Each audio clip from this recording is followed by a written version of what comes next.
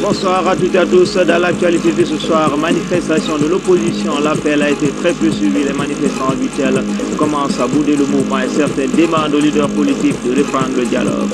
Et puis des billets de 20 000 seront bientôt mis en circulation, mais au niveau des consommateurs, les inquiétudes demeurent toujours. Dans Guinée Info, nous essayons de savoir, mais surtout comprendre leur utilité. Enfin, nous irons à Tombolia, où la nouvelle mosquée entièrement construite par le chef de l'État sera inaugurée dans moins de 24 heures. Voilà pour les titres. Encore une fois, bonsoir. Pour commencer, le Conseil des ministres a tenu sa session ordinaire sous la haute présidence du professeur Alpha Condé. Plusieurs questions ont fait l'objet de débats et des recommandations ont été formulées avant d'adopter les décisions. Cette année, par exemple, la campagne agricole sera lancée le 11 mai prochain à Kindia. Les propos du porte-parole du gouvernement sont recueillis par Mahamoud Bari. C'est sous la haute présidence du chef de l'État, professeur Alpha Condé, que le Conseil des ministres a tenu sa session ordinaire ce jeudi. Selon le porte-parole du gouvernement, plusieurs points, dont le compte-rendu des sessions ordinaires du Conseil interministériel tenu les 21 avril et 5 mai 2015, ont été présentés, ainsi que les décisions et les divers. Le chef de l'État a souhaité la bienvenue aux nouveaux ministres entrants. Vous savez que 3 nouveaux ministres font leur entrée au gouvernement et qu'un département a fait l'objet d'un changement de ministre. Il a invité les ministères concernés à diligenter la mise en place des conseils d'administration des différents établissements où cette formalité n'a pas encore été accomplie, et notamment dans les institutions d'enseignement supérieur. Le chef de l'État a demandé aux ministères impliqués dans les projets de construction de logements sociaux d'approfondir les études sur les modalités financières d'acquisition des habitations sociales afin qu'elles soient accessibles aux Guinéens moyens, aux Guinéens à revenus moyens. Il a ensuite demandé à Madame la ministre de l'Agriculture de vérifier que les paysans ont été correctement approvisionnés en intrants agricoles et que le processus d'installation de l'usine d'alimentation de bétail se déroule dans les meilleures conditions et surtout dans les délais raisonnables. Le président de la République a enfin demandé au ministre en charge de la fonction publique, en particulier, et à tous les ministères en général effectuant des concours de recrutement, de procéder systématiquement à une large communication pour que tous les candidats potentiels soient informés. Au dire du porte-parole du gouvernement, le Premier ministre a fait un compte-rendu détaillé des sessions ordinaires du Conseil interministériel. À ce titre, une communication relative aux préparatifs de la mission des membres du gouvernement à l'intérieur du pays et la nécessité de mener de la sensibilisation de proximité auprès des populations pour des messages de civisme, de lutte contre Ebola et la consolidation de l'unité nationale ont été faites par le ministre de l'administration du territoire et de la décentralisation. La ministre des Sports a indiqué lors de sa communication que son département, en collaboration avec le Comité national olympique et sportif de Guinée, se propose de faire participer la Guinée dans 6 disciplines qui sont l'athlétisme, la natation, le handisport, le judo, le karaté et le taekwondo. Outre cette communication, la ministre est revenue sur la participation de la Guinée aux 11e Jeux africains de Brazzaville. Au titre de l'examen du texte, le Conseil a rappelé que le dossier du ministre de la Jeunesse et de l'Emploi jeune relatif au projet de loi portant institution et réglementation du volontariat national des jeunes en République de Guinée est passé en première lecture et qu'il a été renvoyé au Conseil de coordination économique et de réforme pour observation. Le texte traite du statut du jeune volontaire national, des structures d'accueil, de leur agrément, de leur conventionnement. Il instaure un contrat de volontariat national jeunesse avec des mesures visant sa valorisation et le règlement des différends qui pourraient naître de son exécution. Le ministre de la fonction publique, de la réforme de l'État et de la modernisation de l'administration a fait une présentation du projet de décret portant création de l'École nationale d'administration. Cette école, qui sera la première du genre depuis notre indépendance, répond au défi d'assurer la formation de haut niveau des cadres de l'administration publique. Un décret du président de la République fixera ultérieurement les attributions, l'organisation et le fonctionnement de cette école. À l'issue des débats sur les différentes questions soulevées, le Conseil a décidé ce qui suit. Dans le cadre de la poursuite de la campagne d'information de proximité, les membres du gouvernement se rendront à nouveau dans les différentes localités de l'intérieur du pays pour vérifier que les mesures de vigilance contre Ebola restent appliquées et pour des sessions d'information et de sensibilisation à la paix et à la citoyenneté. Le Conseil a recommandé la participation de la Guinée aux 11e Jeux africains de Brazzaville. Le Conseil adopte le projet de loi portant institution et réglementation du volontariat national des jeunes en République de Guinée. Le Conseil approuve le projet de création de l'École nationale d'administration. Au titre des divers, le porte-parole du gouvernement a dit que la ministre de l'Agriculture a annoncé le lancement officiel de la campagne agricole le 16 mai prochain à Kindia. C'est sur les informations sur la situation politique nationale et internationale données par le président de la République que la session du Conseil des ministres, selon Damantan Albert Camara, porte-parole du gouvernement, a pris fin. Dans l'actualité encore, une délégation de la conférence épiscopale de Guinée a été reçue ce matin en audience par le président de la République. Au centre de cette rencontre, le rôle que joue le professeur Alpha Condé dans l'instauration d'un climat de paix en Guinée. Ibrahima Keita nous signe ce reportage. En recevant les membres de la conférence épiscopale de Guinée, le chef de l'État a dit toute sa satisfaction du rôle que les religieux jouent dans le cadre de la consolidation de la paix. Au cours de cette audience, le président de la République, professeur Alpha Condé, a invité les évêques de Guinée et autres religieux à continuer la sensibilisation dans le cadre de la lutte contre le virus Ebola. Visiblement satisfaits de la conduite des affaires du pays, ces évêques ont demandé au président de la République de poursuivre les efforts pour une Guinée unie et prospère. Nous sommes venus serrer la main à notre père, notre papa, pour lui dire aussi notre joie d'avoir été auprès de lui, d'avoir été reçu par lui. Nous sommes venus aussi pour le remercier. L'objectif, c'est de remercier de tout ce qu'il fait pour ce pays. Parce qu'il ne fait pas de distinction entre les hommes, entre les religions et entre les régions. Et donc nous sommes heureux d'avoir un tel chef d'État qui tient compte de la totalité des habitants de son pays. Et donc c'est ce que nous sommes venus lui dire merci et enfin lui dire que nous prions pour lui. Nous prions pour que ce pouvoir qu'il a reçu de Dieu à travers les urnes soit un pouvoir béni, un pouvoir qui porte beaucoup de fruits pour toute l'humanité, pas seulement pour la Guinée. Message de soutien et d'encouragement pour une Guinée unie et prospère. Manifestation de l'opposition ce jeudi, l'appel a été très peu suivi. Beaucoup de citoyens ont préféré vaquer à leurs affaires. Certains même demandent aux leaders politiques de répondre à l'invitation pour la reprise du dialogue politique. Le point de la journée, c'est avec Alia Camara. Le rond-point de Bambeto est vide. Pas de trafic abondant, mais pas de manifestants non plus. Les seuls points chauds de la journée, l'intérieur du quartier Koza, où des jeunes ont érigé des barricades, et sporadiquement Nyariwada dans Hamdallah. Pour le reste, journée calme. Les citoyens sont fatigués de ces manifestations et attendent beaucoup de la rencontre demain entre le chef de l'État et le chef de file de l'opposition. Ça me dérange beaucoup quand on voit les véhicules ne montent pas à Bambeto. Pour moi, j'aime pas que ça se passe comme ça. Quand ils n'ont qu'à s'asseoir entre eux, ils vont parler, discuter ça entre eux, mais ce n'est pas avec la population. Parce qu'aujourd'hui, ce n'est plus à la mode de retrouver une classe de jeunes dans la rue en train de lapider les cailloux ou détruire ce qui appartient à la population. C'est mal vu quelque part. Comme nous sommes en démocratie, j'espère que le professeur c'est quelqu'un qui est aussi assis intellectuellement. Et je pense qu'il est prêt aussi à les écouter pour qu'il y ait de l'attente. Moi, c'est mon souhait. Malgré le calme, les forces de sécurité ont veillé au maintien d'ordre. Les manifestants responsables des cas de sabotage sur le réseau routier ont été interpellés. Et nous sommes au cœur de Nyariwada. Aujourd'hui, c'est le quartier qui est réputé, si vous voulez, chaud. Mais aujourd'hui, on se rend compte que c'est pratiquement calme dans l'ensemble. Donc, il y a eu 19 interpellations. Côté force de l'ordre, il y a eu 2 blessés, dont le coordinateur national des escadrons de gendarmerie mobile. Et nous faisons notre mission régalienne, celle de rassurer les usagers qui doivent aller au travail, aller au marché et aller partout. Ils ont besoin.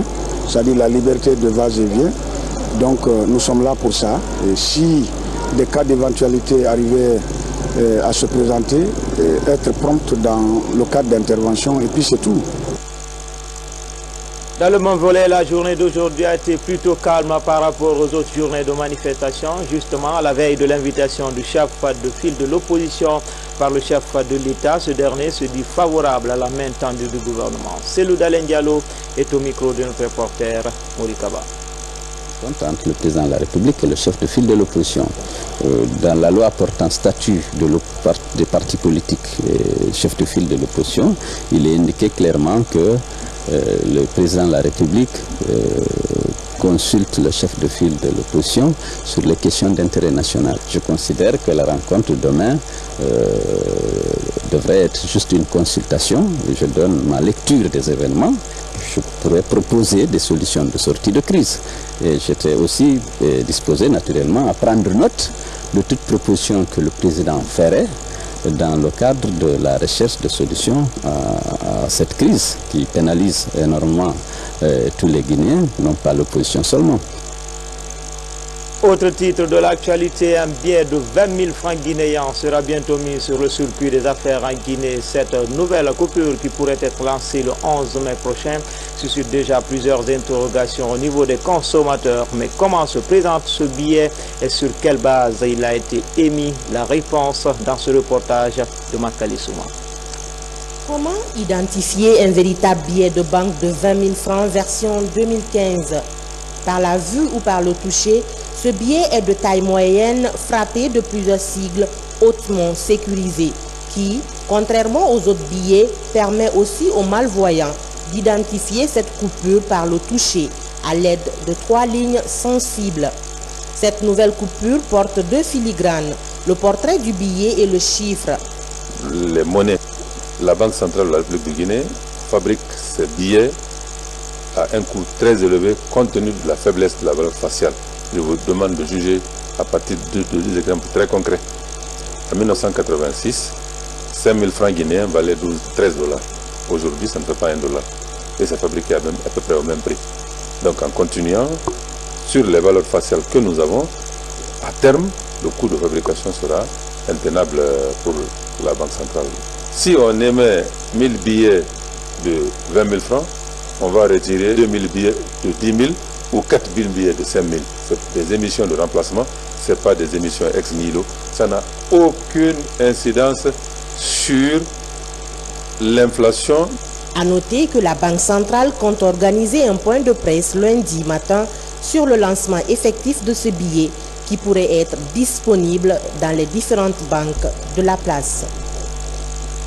Un bateau de surveillance, des équipements informatiques et autres engins roulants pour le département de l'environnement, c'est un geste de PNUD et la formation banque d'Arquin, des équipements qui pourraient améliorer les prestations de services, des services déconcentrés de ce département. Mamadou Alpha Baldé nous signe ce reportage. Les capacités opérationnelles des services déconcentrés du ministère de l'Environnement se renforcent. Des engins roulants, matériel informatique et de nouveaux bureaux sont offerts par le PNUD.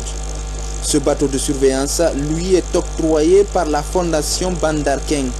Il permettra une meilleure surveillance de nos aires marines protégées. Si nous utilisons rationnellement cette vedette, cela veut dire que l'objectif visé en ce qui concerne la conservation des ressources naturelles halieutiques, cela sera une réalité au niveau de notre pays.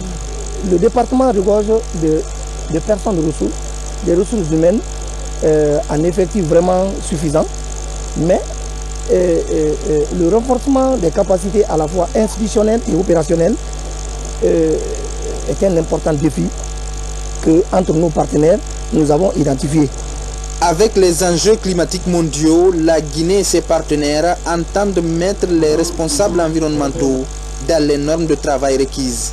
Il y a les paramètres environnementaux qu'il faut obtenir au fil du temps, faire une analyse pour savoir la variation, la dynamique de ces paramètres. S'il n'y a pas d'équipement pour enregistrer ces bases de données, il est difficile de la conserver sur version papier. Souvent avec les intempéries, ça se perd.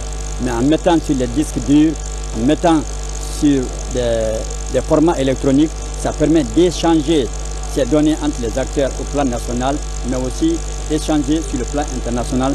Avec ces nouveaux équipements déjà remis aux bénéficiaires, le ministère de l'Environnement devrait améliorer ses résultats sur le terrain, notamment en termes de protection de l'écosystème et de la biodiversité. À Kankan, le dépôt des dossiers pour le concours de recrutement des agents de santé cristallise les débats. L'opération connaît une affluence des candidats et du coup c'est le désordre qui se crée à ce niveau. Le ministre de la fonction publique est allé sur place pour, dit-on, calmer les esprits. Baba Kouyaté, envoyé spécial. La réception des dossiers de candidature au compte du concours de recrutement de 2000 agents de santé fait du bruit à Kankan. Des candidats viennent des 5 préfectures de la région administrative pour tenter leur chance. Je suis venu le dimanche soir et fait le dépôt le lundi. Jusqu'à présent, nos dossiers étaient même hors des dossiers non traités. Donc c'est aujourd'hui, c'est ce matin-là qu'on vient de recevoir nos dossiers non traités. On a été surpris par l'affluence des candidats. Au départ, on a retenu un seul centre. Et les gens, puisqu'ils sont habitués, ils étaient habitués à déposer les dossiers simplement.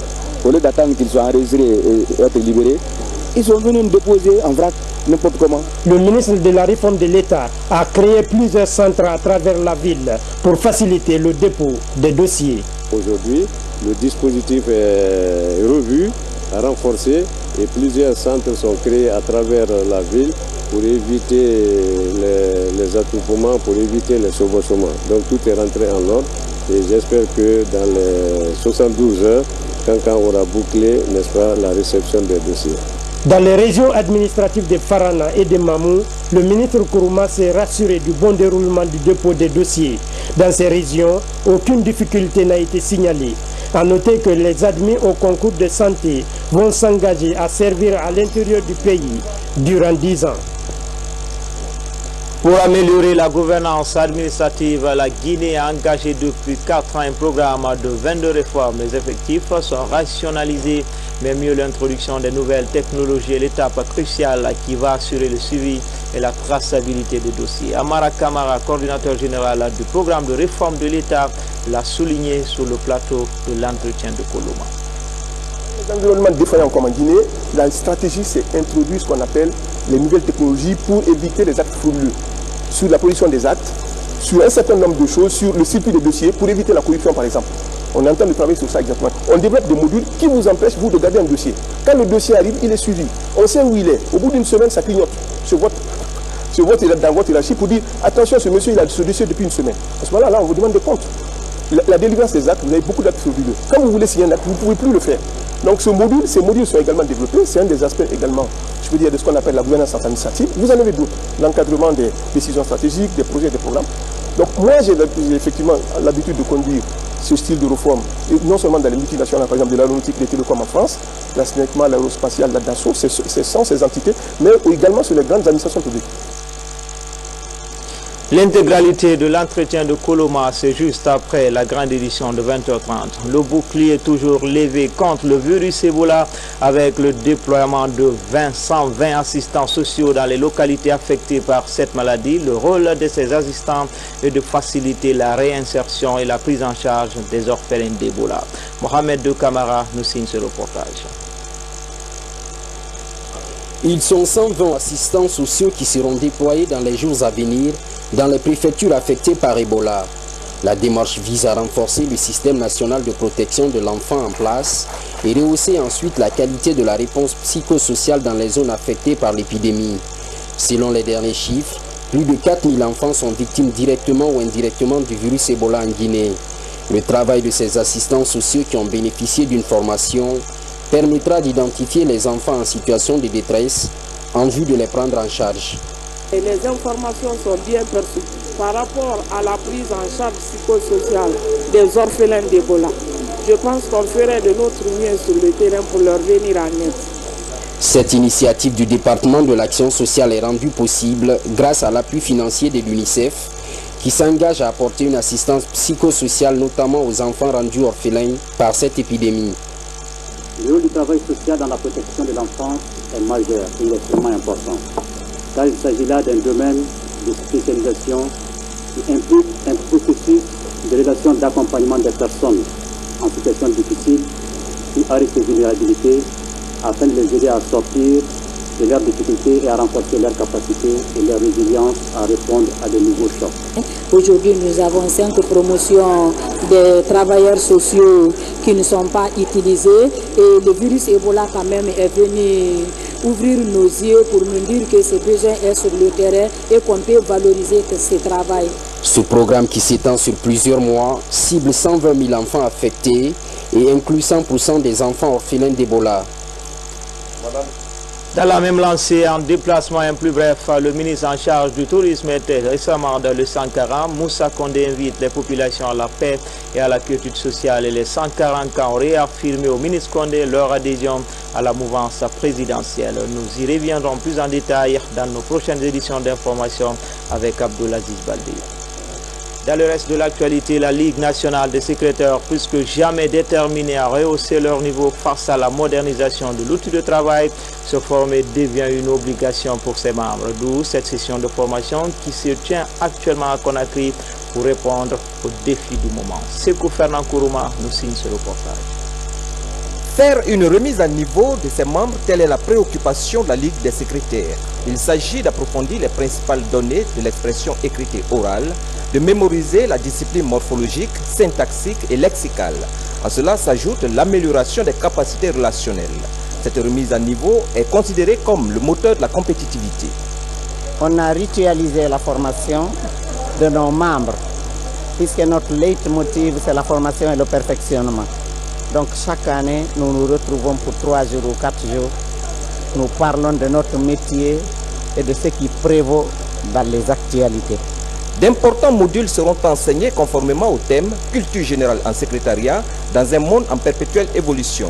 L'initiative a une portée capitale. Au-delà de l'aspect professionnel, venir participer à une rencontre de ce type est d'une importance capitale pour moi-même, parce que d'abord j'ai affaire à mes mamans, à mes soeurs, et aussi je pense qu'il est important d'envoyer un signal fort vis-à-vis de l'ensemble de nos différentes structures pour que chacun apporte le soutien qu'il doit mener obligatoirement vis-à-vis de la Ligue guinéenne des secrétaires.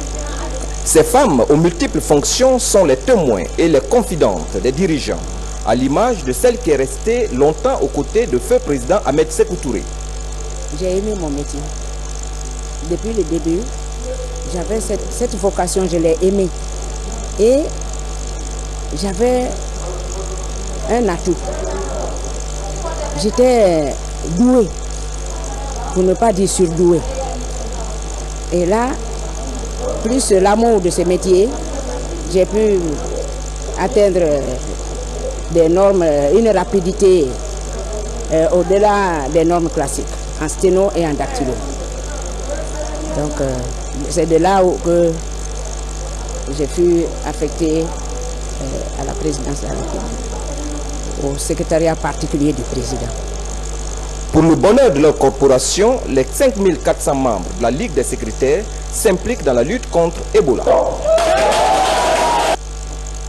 Une radio communautaire à Youmou, les émissions ont déjà démarré. C'est le ministre de la Communication, Aluseni Makane Rakake, qui a procédé à l'inauguration officielle de Youmou FM. C'est un geste de l'UNICEF. Son implantation pourrait faciliter la communication intercommunautaire dans le sud-est de la Guinée. Mohamed Saliou Paye, Cheikh Sanoussi Sankon. Il vous promet, à travers cette hymne de Kola, le 11 octobre 2015, les citoyens de Youmou se mobiliseront pour voter massivement RPG Arc-en-Ciel, notre bon choix. Ce message qui accompagne les colas traditionnels est celui des populations de Youmou aux autorités pour signifier leur totale adhésion au programme du président de la République. C'est à la faveur de l'inauguration de la radio communautaire de Youmou, un outil qui enchante les autorités locales. L'installation de cette station de proximité vient combler l'une des insuffisances de mobilisation sociale. Elle devra être un moyen à la disposition de la communauté. Le maintien et le renforcement continu de l'engagement communautaire doit demeurer le principal challenge pour vaincre Ebola en Guinée. C'est pourquoi l'UNICEF s'est résolument engagé avec les autres acteurs de la riposte pour planifier et mettre en œuvre des activités de communication interpersonnelle et de communication de masse pour parvenir à une plus grande mobilisation communautaire. Je souligne que la mise à disposition de cet outil précieux, devant désormais promouvoir le développement et la santé des populations, suscite une contribution de tous et de chacun pour sa pérennité.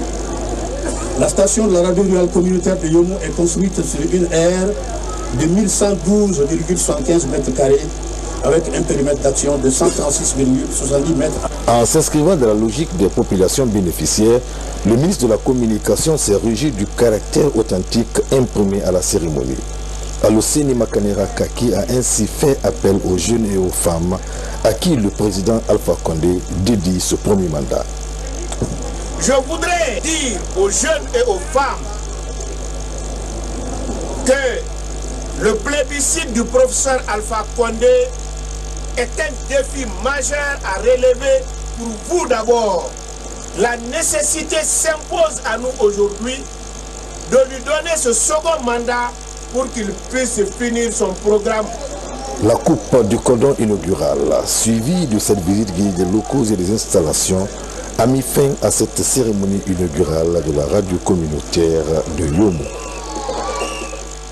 Et puis le Premier ministre chef de gouvernement poursuit ses visites de contact et de travail à l'intérieur du pays pour sensibiliser les populations, dit-on, sur les mesures de prévention et sur la paix et l'unité nationale entre les fils guinéens.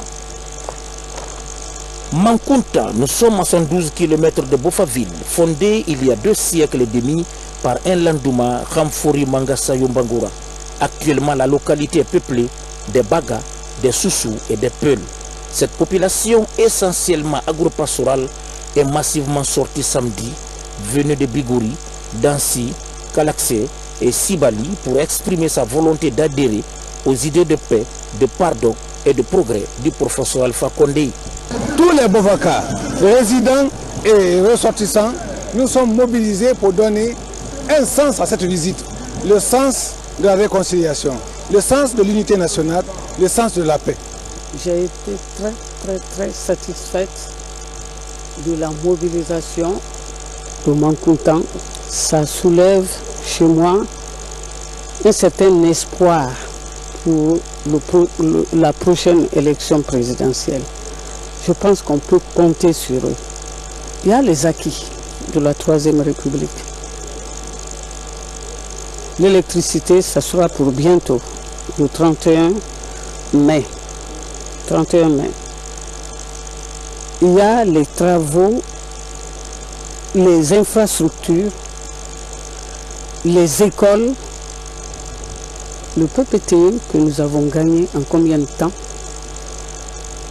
les universités, les hôtels à Conakry. On ne pouvait pas inviter les gens à Conakry par manque d'hôtels. Et il y a aujourd'hui plus de 5 hôtels, 5 étoiles. En maître d'œuvre au pied du chantier esquissé par le chef de l'État, le Premier ministre Mohamed Saïd Fofana, dans son intervention à Soussou, a mis l'accent sur la promotion de la paix, de la lutte contre Ebola et les progrès réalisés par le chef de l'État, le professeur Alpha Condé. Le président Alpha Condé,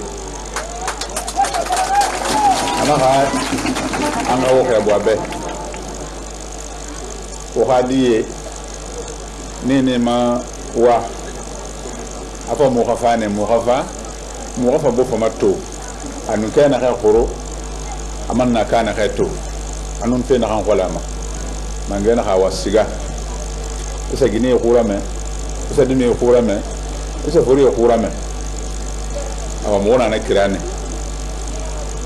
mo badanga koba mo badanga khoro bofa awa mona han to beto alhamdulillahi rabbil alamin.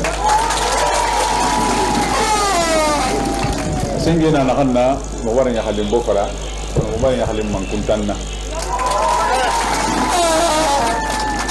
singe on fure nakan kolo nakan fini fure nyakhira nakan bara fakat ide wiyahi ala wala wutanna tangama be bala khana ka sobe sono ala khana ma sobe ala khamin bofara ala khamin lagine bidna lankhira na fe bara fin mo be sewera parce que nana matengene aw menge khura me ana kham fala lagine be ala to fala wombe atiu Allah wa atiu rasul wa ulil amri minkum ana wobran tanku fo garan tan Allah taala anu ma khairan na khaira fa huma Muhammad sallallahu alaihi wasallam anona mani anu mi khina khido ko kunna o tambar de na kira fo gora nana to ala fanna khayare fi ndiwa parce que atan ana wayni fale be na rame ama ala idi nan kanama o tanto de fo gora na to ebola muso be ala khana khaso be fiu. Avant de quitter Mankountan, le Premier ministre a procédé à la remise des équipements socio-éducatifs offerts par le ministère de la Jeunesse et Emploi Jeunes destinés à la jeunesse de Mankountan. Il a aussi visité la mosquée en construction depuis 1985 et la traversée du bras de mer de Kitali, située à Sibali, qui constitue aujourd'hui un sérieux handicap de communication entre les populations de Mankountan et celles de Kamsar. Comme annoncé dans le titre, bientôt la mosquée de Tombolia sera inaugurée par le chef de l'État, une mosquée dont les travaux de rénovation et de construction ont démarré en 2014. C'était à la faveur d'un passage du professeur Alpha Condé à Tombolia où il s'est acquitté de ses obligations religieuses. La mosquée de Tombolia d'hier et celle d'aujourd'hui, c'était un reportage signé Sanasi Kita. Voici la mosquée de Tombolia. Un édifice religieux d'un étage avec une capacité d'accueil de 4000 fidèles. La mosquée, entièrement équipée, a été financée par le président de la République. Yitambara Findi, Tongmara, Libara Findi, fait Garantingira, Libara Findi, fait Fangira, professeur Alpha Condé, Nabara Wali Beberaba, la Guinée Amana Wali Beberaba, Konana Hanta Nabari, ha, Yevankelina Ndenaya. Professeur Al-Hajj Alpha Condé, Anouali, Bilaman Nouali, Abara Nahanaba, la Guinée population est rato, et ha Colon, par Falafera, Aramiri Kafama, Anomane Wali Rabadi Nahal Guinée, mon enfant. Le 30 mai 2014 dernier, le chef de l'État s'était acquitté de ses obligations religieuses ici à Tombolia, dans cette même mosquée. Mais ce jour, la mosquée affichait une autre image, celle d'un chantier dont les travaux avaient été interrompus pour faute de moyens financiers. Et c'est ce qui a amené les sages de Tombolia à parler d'une même voix pour rencontrer le président de la République en vue de son soutien à la réalisation de cette mosquée. À Kelibé, 2 semaines après,